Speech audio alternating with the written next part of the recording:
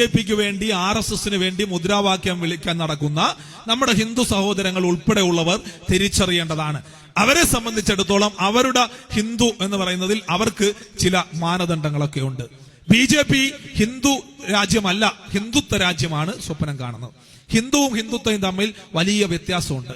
ഹിന്ദു എന്ന് പറയുമ്പോൾ ഹിന്ദുത്വ എന്ന് പറയുമ്പോൾ 1930 ഈ ജയിലിലായി കഴിഞ്ഞ് മാപ്പെഴുതുന്നതിന് മുമ്പ് പണിയൊന്നും ഇല്ലായിരുന്നതുകൊണ്ട് കുറെ പേപ്പർ എടുത്തു വെച്ചുകൊണ്ട് സവർക്കർ, VD സവർക്കർ എന്ന് പറയുന്ന RSSന്റെ നേതാവ്, അദ്ദേഹം സ്വയം വിളിക്കുന്നത് വീര സവർക്കർ എന്നാണ്. ആ സവർക്കർ, VD സവർക്കർ എന്ന് പറഞ്ഞ സംഘപരിവാറിന്റെ സവർക്കർ ഉണ്ടാക്കി എടുത്ത ഒരു വാക്കു മാത്രമാണ് ഹിന്ദുത്വ. ആ ഹിന്ദുത്വയും ഹിന്ദുവും തമ്മിൽ യാതൊരുവിധ ബന്ധവുമില്ല എന്നുകൂടി നമ്മൾ തിരിച്ചറിയണം. ഈ പൗരത്വ ഭേദഗതി നിയമം നടപ്പിലാക്കണം പെട്ട സ്വാമി വിവേകാനന്ദനെ കൂടി ഇവന്മാർ അടിച്ച് വെച്ചിട്ടുണ്ട്. ആരാണ് സ്വാമി വിവേകാനന്ദൻ? എന്താണ് RSSുമായിട്ട് അദ്ദേഹത്തിനുള്ള ബന്ധം? ഈ സ്വാമി വിവേകാനന്ദന്റെ ചിക്കാഗോ പ്രസംഗം നിങ്ങളൊക്കെ ഇപ്പൊ മൊബൈലിൽ യൂട്യൂബ് സെർച്ച് ചെയ്താൽ കിട്ടും. 4 മിനിറ്റ് 53 സെക്കൻഡ് മാത്രമേ ഉള്ളൂ. വളരെ ചെറിയ പ്രസംഗമാണ്. അതിൽ അദ്ദേഹം പറഞ്ഞത്, I am coming from the country of tolerance. ഞാൻ കടന്നു വരുന്നത് സഹിഷ്ണുതയുടെ രാജ്യത്തു നിന്നാണ്. അദ്ദേഹം പിന്നീട് പറഞ്ഞത്, എന്റെ ദേശത്തിന്റെ പ്രത്യേകത, എന്റെ ജനത, സ്വാഭാവികമായിട്ടും ഹിന്ദു സന്യാസി എന്ന നിലയിൽ ഹിന്ദു സമൂഹത്തിന്റെ പ്രതിനിധിയായിട്ട് ചിക്കാഗോയിൽ അമേരിക്കയിൽ പോയി പ്രസംഗിച്ച അദ്ദേഹം പറഞ്ഞത്, എന്റെ ജനത ലോകത്തിലെ മുഴുവൻ കടന്നുവരവുകളെയും, ലോകത്തിലെ മുഴുവൻ പീഡിതരെയും മാറ്റി നിർത്തപ്പെട്ടവരെയും ആശ്രയമില്ലാത്തവരെയും ചേർത്തു നിർത്തിയതിന്റെ ചരിത്രമുള്ള ജനതയാണ് എന്റെ ജനത എന്നാണ് സ്വാമി വിവേകാനന്ദൻ പറഞ്ഞത്. ഇന്ന് സ്വാമി വിവേകാനന്ദൻ ജീവിച്ചിരിപ്പുണ്ടെങ്കിൽ ഒരു സംശയമില്ല, പൗരത്വ ഭേദഗതി നിയമത്തിന്റെ മുന്നണി പോരാളിയായിട്ട് ഇന്ത്യ രാജ്യത്ത് സ്വാമി വിവേകാനന്ദൻ ഉണ്ടാകുമെന്ന കാര്യത്തിൽ RSSന് സംശയം ഉണ്ടാവും. പക്ഷെ ഞങ്ങളെ പോലെയുള്ള മതേതര ജനാധിപത്യ വിശ്വാസമുള്ള ഒരാൾക്കും സംശയമില്ല. വിവേകാനന്ദനെ പോയിട്ട് പണ്ട് കൽക്കത്തയിൽ അദ്ദേഹം അവിടെ താമസിച്ചുകൊണ്ടിരിക്കുന്ന അവസരത്തിൽ കുറെ പേര് പോയി കണ്ടിട്ട് വിവേകാനന്ദനോട് പറഞ്ഞു, അല്ലയോ സ്വാമി, നമുക്ക് ഗോവധ നിരോധനം ഈ രാജ്യത്ത് നടപ്പിലാക്കണം. അപ്പൊ സ്വാമി പറഞ്ഞു, ഈ രാജ്യത്ത് പട്ടിണി കിടന്നു മരിക്കുന്ന ആയിരക്കണക്കിന് മനുഷ്യന്മാരുണ്ട്. അമ്മമാര് മക്കൾക്ക് വേണ്ടിയിട്ട് മുലപ്പാൽ നൽകുവാൻ മാറിടം നീട്ടുമ്പോൾ മുലപ്പാലിനപ്പുറത്ത് ചോര പൊടിയുന്ന ഇന്ത്യയാണ് ഈ രാജ്യത്ത്. അതുകൊണ്ട് നിങ്ങൾ അവരെന്ത് കഴിക്കുന്നു എന്ന് ചിന്തിക്കാതെ എന്തെങ്കിലും കഴിക്കുന്നു എന്ന് ചിന്തിക്കൂ എന്ന മറുപടി കൊടുത്ത ആളാണ് സ്വാമി വിവേകാനന്ദൻ. അദ്ദേഹം ഒന്നുകൂടി പറഞ്ഞു വെച്ചിട്ടുണ്ട്, ബുദ്ധിശൂന്യന്റെ ആയുധമാണ് വർഗീയത എന്ന. അപ്പോ ഈ രാജ്യത്തിലെ സനാതന ധർമ്മപ്രകാരം മാതാവിന് സമാനമായ കടൽ കടന്നു പോകരുത് എന്ന് പറഞ്ഞിട്ട് ഈ രാജ്യത്ത് നിന്നും കടൽ കടന്നു പോയി അമേരിക്കയിൽ ചെന്ന് പ്രസംഗിച്ച വ്യക്തിയാണ് സ്വാമി വിവേകാനന്ദൻ. നിലനിൽക്കുന്ന ആചാരങ്ങൾക്കെതിരെ വളരെ വിപ്ലവകരമായിട്ടുള്ള നിലപാടെടുത്ത സ്വാമി വിവേകാനന്ദൻ ഉൾപ്പെടെ ഉള്ളവരെ RSSും BJPയും സംഘപരിവാർ സംഘടനകളും അവരുടെ ആവശ്യത്തിന് വേണ്ടി വ്യാഖ്യാനിക്കുമ്പോൾ വർത്തമാനകാല സാഹചര്യത്തിൽ നമ്മൾ മാറി നിന്ന് ചില കാര്യങ്ങൾ പറയേണ്ടതായിട്ട് വരും. ചട്ടമ്പി സ്വാമി ജീവിച്ചിരുന്നെങ്കിൽ, ശ്രീനാരായണ ഗുരുദേവൻ ജീവിച്ചിരുന്നെങ്കിൽ, മഹാത്മാ അയ്യങ്കാളി ജീവിച്ചിരുന്നെങ്കിൽ, ഇവരൊക്കെ ഒരു വലിയ ഋഷിവര്യരായിട്ടുള്ള ജീവിതം കൂടി നയിച്ചവരാ. ഇവരെയൊക്കെ ഇവിടുത്തെ BJP RSSും അംഗീകരിക്കുമായിരുന്നോ? ആലോചിച്ചു നോക്കൂ. BJP RSSും അറിയേണ്ടത്, നിങ്ങളുടെ പൂർവികരായിരുന്ന ഈ രാജ്യത്ത് വംശീയതയും വർണ്ണവെറിയും നടപ്പിലാക്കുവാൻ നടന്ന അന്നത്തെ പ്രഭുക്കന്മാർക്കെതിരെയാണോ സ്വാമി വിവേകാനന്ദൻ തൊട്ട് ചട്ടമ്പി സ്വാമിയും അയ്യങ്കാളിയും ശ്രീനാരായണ ഗുരുവും ഒക്കെ പോരാടിയിരുന്നത്. അവര് നവോത്ഥാനം എന്നുള്ള മുദ്രാവാക്യം ഉയർത്തിയിരുന്നത്.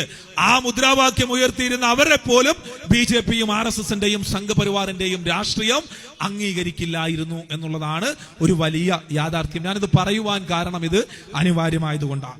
ഈ ബില്ലൊക്കെ വരുമ്പോൾ ഇവിടുത്തെ ഒരു വലിയ സമൂഹം വിചാരിക്കുന്നത് ഇത് നമ്മളെ ഒന്നും ബാധിക്കില്ല, ഇത് ആരെങ്കിലും ഒക്കെ ബാധിക്കുന്ന വിഷയം അല്ലേ എന്നുള്ളതാണ്. അവരോട് നമുക്ക് പറയുവാനുള്ളത്, ഈ ബില്ല് വളരെ കൃത്യമായിട്ട് ഏകീകൃത സിവിൽ കോഡിലേക്ക് ഇവർ എത്തിച്ചേർന്നാൽ ഈ രാജ്യത്തെ വീണ്ടും ഇന്ത്യയിൽ ഭരണഘടന ഉണ്ടാക്കിക്കൊണ്ട് എന്താണോ BR അംബേദ്കർ ഉൾപ്പെടെ ഉള്ളവർ വിഭാവനം ചെയ്തത്, എന്താണോ BR അംബേദ്കർ ഉൾപ്പെടെ ഉള്ളവർ സ്വപ്നം കണ്ടത്, അതുപോലും ഇല്ലാതായി പോകുന്ന സാഹചര്യം ഉണ്ടാകും. ഇന്ത്യ രാജ്യത്ത് സംവരണം കൊണ്ടുവന്നതിനെ കുറിച്ചിട്ട് ഡോക്ടർ BR അംബേദ്കർ പറഞ്ഞതിൽ ഏറ്റവും പ്രധാനപ്പെട്ട വരി ഇങ്ങനെയായിരുന്നു, അതായത് ഹിസ്റ്റോറിക്കൽ ഇൻഇക്വാലിറ്റി, ചരിത്രപരമായിട്ടുള്ള അസമത്വം ഇല്ലാതാക്കുവാനാണ് സംവരണം കൊണ്ടുവന്നതെന്ന. ആ ചരിത്രപരമായിട്ടുള്ള അസമത്വം ഈ രാജ്യത്ത് ഇന്നും നിലനിൽക്കുന്ന ഒരു സാഹചര്യമുണ്ട്, കുറേയേറെ മാറിയെങ്കിലും. അപ്പോ ഏകീകൃത സിവിൽ കോഡിന് മുദ്രാവാക്യം വിളിക്കാൻ നടക്കുന്ന ഇവിടുത്തെ ഒരു വലിയ സമൂഹം അറിയേണ്ടത് 9% മുസ്ലിങ്ങൾക്കും 2% ലത്തിൻ കത്തോലിക്കനും മാറിയാൽ 89% സംവരണം കിട്ടുന്നത് ഇവിടുത്തെ ഹിന്ദു പിന്നോക്ക സമുദായത്തിലുള്ളവരാ. ഈ യാഥാർത്ഥ്യമെങ്കിലും മനസ്സിലാക്കുവാൻ കഴിയുക എന്ന് പറയുന്നത് വർത്തമാനകാല സാഹചര്യത്തിൽ വളരെ അനിവാര്യമാണ്. ഇനി പൗരത്വ ഭേദഗതി നിയമം ഇവിടെ വരുന്നു.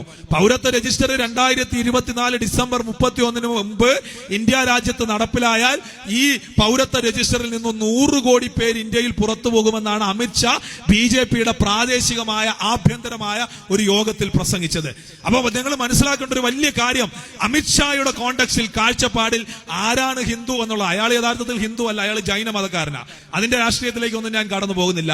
പക്ഷേ ഈ അമിത്ഷാ വിഭാവനം ചെയ്യുന്നത് ഓർഗനൈസർ എന്ന് പറഞ്ഞ RSSന്റെ സംഘപരിവാറിന്റെ പത്രം ഒരു വർഷക്കാലം മുമ്പ് എഴുതിയിട്ടുണ്ടായിരുന്നു. പറയുന്നത് അശീല, പക്ഷെ യുവമാർക്ക് എഴുതി വെക്കാമെങ്കിൽ നമുക്ക് പറഞ്ഞൂടെ?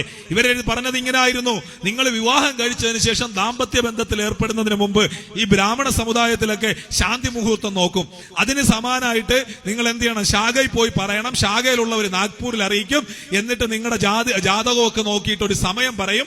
ആ സമയത്ത് ദാമ്പത്യ ബന്ധത്തിൽ ഏർപ്പെട്ടാൽ നല്ല നീളമുള്ള, നല്ല വെളുത്ത നിറമുള്ള, നല്ല മുടിയും കണ്ണുകളുമുള്ള ഏറ്റവും മാസ് പോയിന്റ് അവസാന ആൺകുട്ടികൾ ജനിക്കുമെന്നാണ്. ഈ ആൺകുട്ടികൾ മാത്രം ജനിച്ച എങ്ങനെയാണ് ഇനി പിന്നീടുള്ള ജീവസന്ധാരണ പ്രക്രിയ നടക്കുന്നതെന്ന് അറിയത്തില്ല. ഒന്ന്.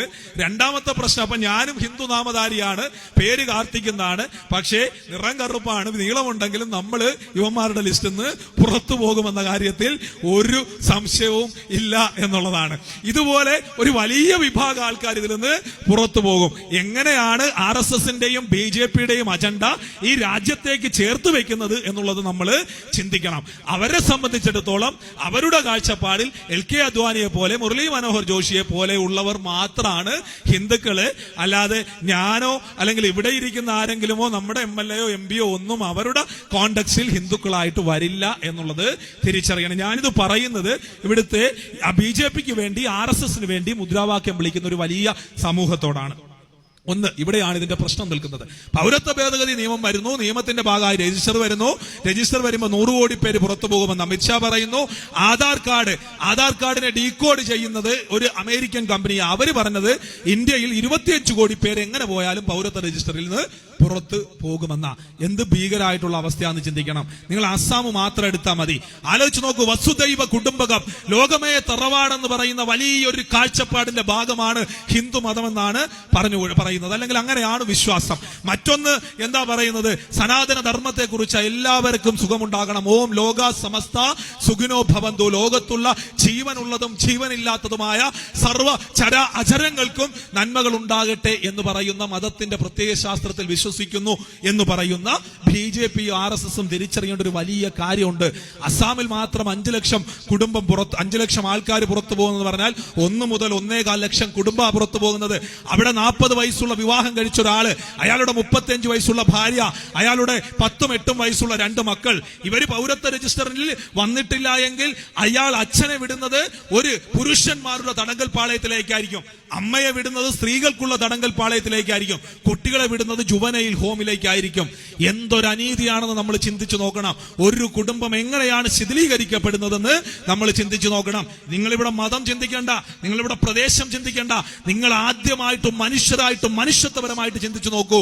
അസ്സാമിൽ മാത്രം 5 ലക്ഷം പേര്, 1.25 ലക്ഷം കുടുംബങ്ങൾ തകർന്നടിഞ്ഞു പോകുന്ന സാഹചര്യമുണ്ടെങ്കിൽ കാലം ഇന്ത്യ എന്ന് പറയുന്ന വലിയൊരു ആശയത്തിന് നേരെ കൂടി എന്താ പറയുന്നത്, കൊഞ്ഞനം കാണിക്കുന്ന അവസ്ഥ ഉണ്ടാകും എന്ന് നമ്മൾ തിരിച്ചറിയണം. ഇന്ത്യ, ഞാൻ അതാ പറഞ്ഞത്, 29 സംസ്ഥാനങ്ങളും 7 കേന്ദ്രഭരണ പ്രദേശങ്ങളുമുള്ള കേവലം ഒരു ഭൂപ്രദേശമല്ല ഇന്ത്യ. ഇന്ത്യ എന്ന് പറഞ്ഞാൽ വലിയൊരു ആശയമാണ്. തസ്ലിമ നസ്റിൻ എന്ന് പറഞ്ഞ ലജ്ജ എന്ന നോവൽ എഴുതിയതിന്റെ പുറത്ത് ബംഗ്ലാദേശിൽ നിന്നും അവിടെ നിൽക്കുവാൻ പറ്റാതെ അവിടുത്തെ ഇസ്ലാമിക രാഷ്ട്രീയത്തിന്റെ ഭാഗമായിട്ട് ഇന്ത്യയിലേക്ക് വന്ന തസ്ലിമ നസ്റിന് അഭയം കൊടുത്ത രാജ്യമാണ് ഇന്ത്യ. ഒരു വശത്ത് തസ്ലിമ നസ്റിന് അഭയം കൊടുത്തു, മറുവശത്ത് സൽമാൻ റുഷ്ദിക്ക് കൊടുത്തു, ഇപ്പുറത്ത് ദലൈലാമയ്ക്ക് ടിബറ്റിൽ നിന്നും പലായനം ചെയ്തു വന്ന ദലൈലാമയ്ക്ക് അഭയം കൊടുത്തു. ഒരു വശത്ത് ഇങ്ങനെ അഭയം കൊടുക്കുമ്പോൾ മറുവശത്ത് നിരന്തരമായി ഇസ്രായേലിന്റെ ആക്രമണം നേരിടുന്ന, ഇസ്രായേലിന്റെ പീഡനം നേരിടുന്ന പാലസ്തീൻ ജനതയ്ക്കൊപ്പം നിൽക്കുകയും അവർക്ക് ഭക്ഷണവും മരുന്നും വസ്ത്രവും കൊടുത്ത പാരമ്പര്യമുണ്ട് ഇന്ത്യക്ക്. അതുകൊണ്ടാണ് ഞാൻ പറഞ്ഞത്, ഇന്ത്യ കേവലമായ കുറച്ച് സംസ്ഥാനങ്ങളുടെ കൂട്ടായ്മയല്ല. ഇന്ത്യ എന്ന് പറയുന്നത് മഹത്തായിട്ടുള്ള ഒരു ആശയമാണ്. സ്വാമി വിവേകാനന്ദൻ തൊട്ട് ഇപ്പുറത്ത് നെഹ്റു വരെയുള്ളവർ, ഗാന്ധിജിയെ പോലെയുള്ളവർ, അംബേദ്കറിനെ പോലെയുള്ളവർ ഈ ലോകത്തിന് മുഴുവൻ കാട്ടിക്കൊടുത്തത് ഇന്ത്യ എന്ന് പറയുന്ന വിശാലമായ ഒരു ആശയത്തെ കുറിച്ചാണ്. ആ ആശയത്തിന്റെ കടക്കിലാണ് ഇവന്മാര് കത്തിവെക്കുന്നത്. ഇവർക്ക് വേദനിക്കുമോ? ഇവർക്ക് വേദനിക്കില്ല.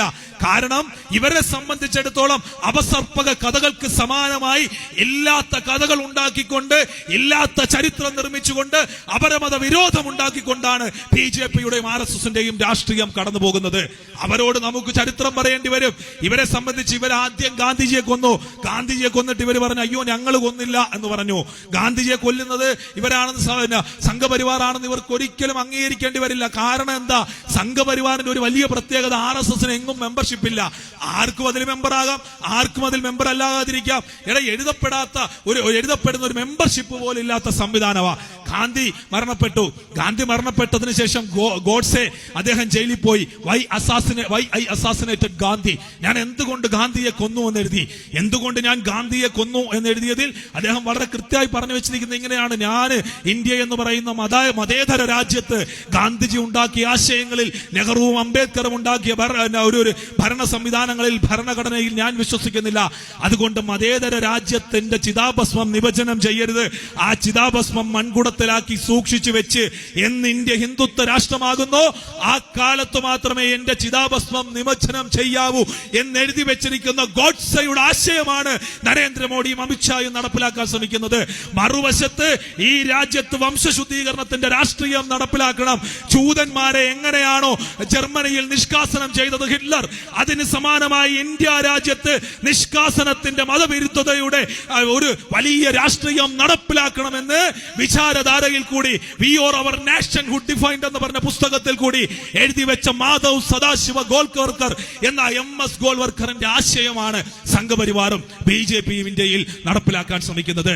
ഇവരെ സംബന്ധിച്ചിടത്തോളം ഇവർ പിന്നീട് പറഞ്ഞു, ഗാന്ധിജി അല്ല കൊല്ലേണ്ടിയിരുന്നത് ആരെയായിരുന്നു? നെഹ്റുവിനെ ആയിരുന്നു എന്ന് പറഞ്ഞു. കാരണം ഇന്ത്യയിൽ മതേതരത്വ ബോധമുണ്ടാക്കുവാൻ, സോഷ്യലിസ്റ്റ് ബോധമുണ്ടാക്കുവാൻ നെഹ്റുവിനാണ് കഴിഞ്ഞത്. അതുകൊണ്ട് നെഹ്റുവിനെ കൊല്ലേണ്ടതായിരുന്നു എന്ന് പറഞ്ഞവരാണ് ഓർഗനൈസർ എന്ന് പറഞ്ഞ ഇവരുടെ പത്രം. നിങ്ങൾക്കറിയോ, 1967 ഗാന്ധി വധവുമായി ബന്ധപ്പെട്ട കപൂർ കമ്മീഷൻ റിപ്പോർട്ട് വരുന്നത്. 1967 കപൂർ കമ്മീഷൻ റിപ്പോർട്ടിൽ വളരെ സുവ്യക്തമായിട്ട് പറയുന്നത്, ഇത് ഇന്ത്യയിലെ രേഖയാ, ഞാൻ ഇവിടുത്തെ BJPക്കാരെ RSSകാരെ വെല്ലുവിളിക്കുക, ഈ രേഖ തെറ്റാണെന്ന് നിങ്ങൾക്ക് തെളിയിക്കാമെങ്കിൽ ഞങ്ങൾ പൊതുപ്രവർത്തനം നിർത്താൻ തയ്യാറാ. 67 കപൂർ കമ്മീഷൻ റിപ്പോർട്ട് പറയുന്നത് 1966 മരിച്ചുപോയ സവർക്കർ, നിങ്ങളുടെ സവർക്കർ ഗാന്ധി വധത്തിലെ മുഖ്യ പങ്കാളിയായിരുന്നു എന്ന് പറഞ്ഞു. ഇന്ത്യ രാജ്യത്തിൽ 67 ശേഷം സവർക്കർ ജീവിച്ചിരുന്നെങ്കിൽ സവർക്കർ ഗാന്ധി വധത്തിന്റെ വിചാരണ നേരിടേണ്ടി വരുമായിരുന്നു. ഇന്ത്യൻ ഭരണഘടനയെ ഇല്ലാതാക്കുക എന്ന് പറയുന്ന BJP RSS അജണ്ടയുടെ ഭാഗമായിട്ടാ അയാള് ആ ഭരണഘടനയെ ചുംബിച്ചത്. എന്തൊരു വൃത്തികെട്ട രാഷ്ട്രീയമാണ് ഇവര് മുമ്പോട്ട് വയ്ക്കുന്നത്. ഇത് രാഷ്ട്രീയമല്ല, അരാഷ്ട്രീയമാണ്. ഇതിനൊക്കെ എങ്ങനെ രാഷ്ട്രീയം എന്ന് പറയും? ഇവര് എന്തു പറഞ്ഞാലും ഇപ്പൊ ഞങ്ങളെയൊക്കെ വിളിച്ചുകൊണ്ടിരിക്കുന്നത് ജിഹാദികളെന്നും പാകിസ്ഥാനിൽ പോകാനൊക്കെയാ പറഞ്ഞുകൊണ്ടിരിക്കുന്നത്. നമ്മൾ അറിയേണ്ടത്, BJP സംഘപരിവാർ രാഷ്ട്രീയത്തിൽ മരണപ്പെടുന്നവർക്ക് അങ്ങനെ ജാതിയും മതമൊന്നുമില്ല. അവര് മുഹമ്മദ് അഖ്ലഖിനെ കൊന്നു, അവര് ജുനൈദിനെ കൊന്നു. മുഹമ്മദ് അഖ്ലഖിനെയും ജുനൈദിനെയും ബീഫിന്റെ പേരിൽ കൊന്നപ്പോൾ ആശയ പോരാട്ടത്തിന്റെ പേരിലാണ് ഇടതുപക്ഷ ചിന്തകനായ എഴുത്തുകാരനായ ഗോവിന്ദ് പൻസാരയെ കൊന്നത്, നരേന്ദ്ര ദബോൾക്കറിനെ കൊന്നത്, MM കൽബുർഗിയെ കൊന്നത്, ഗൗരി ലങ്കേഷിനെ കൊന്നത്. UR അനന്തമൂർത്തി എന്ന് പറയുന്ന MG യൂണിവേഴ്സിറ്റിയുടെ VC ആയിരുന്ന മനുഷ്യൻ മരണപ്പെടുന്നതിന് മുമ്പ് അയാൾ പറഞ്ഞു, നരേന്ദ്രമോദിയുടെ ഇന്ത്യയിൽ ജീവിക്കുന്നതിൽ നല്ലത് പാകിസ്ഥാനിൽ പോകുന്നതാ. അതുകൊണ്ട് അയാൾ മരണപ്പെട്ടപ്പോൾ ഇവന്മാർ ഈ വലിപ്പത്തിൽ കാവിലഡു ഉണ്ടാക്കിയ കർണാടകയിൽ വിതരണം ചെയ്തത്. ഇവര് മറ്റൊന്ന് ലവ് ജിഹാദിന്റെ രാഷ്ട്രീയ. ഇവരിപ്പോ പറഞ്ഞുകൊണ്ടിരിക്കുന്നത് NIA എന്ന് പറഞ്ഞ നാഷണൽ ഇൻവെസ്റ്റിഗേഷൻ ഏജൻസി ആഭ്യന്തരമന്ത്രിക്ക് റിപ്പോർട്ട് കൊടുക്കുകയും ആഭ്യന്തരമന്ത്രി അമിത്ഷാ പറയുകയും ചെയ്തു, ഈ രാജ്യത്ത് ലവ് ജിഹാദ് ഇല്ല എന്ന കേരളത്തിൽ. പക്ഷെ ഇവരിപ്പോഴും ഇത് ആവർത്തിച്ചുകൊണ്ടിരിക്കുക. ഞാൻ വളരെ സിമ്പിൾ ആയിട്ട് പറയാം, ഇവർക്കൊരു MP ഉണ്ട്, പേര് ഷാനവാസ് ഹുസൈൻ എന്ന BJPയുടെ MP. ഈ ഷാനവാസ് ഹുസൈന്റെ ഭാര്യയുടെ പേര്, ഭാര്യ എന്ന് പറയുന്നത് ഹിന്ദു രേണു ശർമ്മയാണ്, ഹിന്ദു മതക്കാരിയ. ഷാനവാസ് ഹുസൈന്റെ ഭാര്യ. മുഖ്താർ അബ്ബാസ് നഖ്വിയുടെ ഭാര്യയുടെ പേര് സീമ എന്ന, അവരും ഹിന്ദു നാമധാരിയ. നമ്മുടെ ഗവർണർ ഈ കേരളത്തിൽ ഇപ്പോ ഉള്ള രണ്ട് ദേശീയ മുസ്ലിങ്ങൾ, ഒന്ന് ആരിഫ് മുഹമ്മദ് ഖാനും രണ്ട് AP അബ്ദുള്ള കുട്ടിയ. അപ്പോ ഈ ആരിഫ് മുഹമ്മദ് ഖാന്റെ ഭാര്യയുടെ പേര് രേഷ്മ എന്ന. എനിക്ക് മനസ്സിലാകാത്തത് BJP-ക്കാർ RSS-കാർ നിങ്ങളുടെ നേതാക്കന്മാര് മുഖ്താർ അബ്ബാസ് നഖ്വിയോടും ഷാനവാസ് ഹുസൈനോടൊക്കെ പറഞ്ഞോടാ, ഇവിടെ ലവ് ജിഹാദ് നടത്താതെ ഞങ്ങളുടെ പെണ്ണങ്ങന്മാരെ കൊണ്ട് വീട്ടിൽ വിടറ എന്ന് എപ്പോഴെങ്കിലും പറഞ്ഞിട്ടുണ്ടോ? ഈ സുബ്രഹ്മണ്യ സ്വാമി എന്ന് പറഞ്ഞ ഇവരുടെ ഫാസിസ്റ്റ് വിരുദ്ധ പോരാളിയുണ്ട്. ഈ സുബ്രഹ്മണ്യ സ്വാമിയുടെ മകള് സുഹാസിനി വിവാഹം കഴിച്ചിരിക്കുന്നത് നദീം ഹൈദർ എന്ന് പറഞ്ഞ ഒരു രത്നവ്യാപാരിയായ മുസൽമാനെയാ. അപ്പോ കോടീശ്വരനായ നദീം ഹൈദറിനെ വിവാഹം കഴിച്ച സുഹാസിനിയെ കുറിച്ചിട്ട് സുബ്രഹ്മണ്യ സ്വാമിക്ക് ഒരു ആശങ്കയില്ല.